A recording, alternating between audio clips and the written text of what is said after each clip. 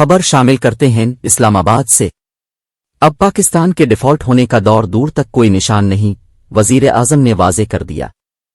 تفصیلات کے مطابق سی پیک منصوبے کے 10 سال مکمل ہونے پر تقریب کا انعقاد کیا گیا۔ شہباز شریف نے تقریب سے خطاب کرتے ہوئے کہا کہ نواز شریف نے چینی صدر کے ساتھ مل کر سی پیک کا سفر شروع کیا۔ 5 جولائی 2013 کو بیجنگ میں سی پیک منصوبے پر دستخط ہوئے۔ سی پیک کے تحت ملک میں کئی منصوبوں کا آغاز کیا گیا۔ پاکستانی انجینئرز اور ورکرز نے محنت سے سی پیک کامیاب بنایا۔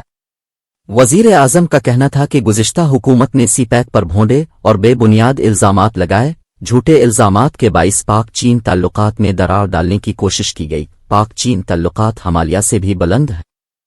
انہوں نے کہا کہ گزشتہ حکومت نے IMF شرائط کی دھجیاں اڑائیں۔ IMF شرائط پر عمل درآمد کیا جائے گا۔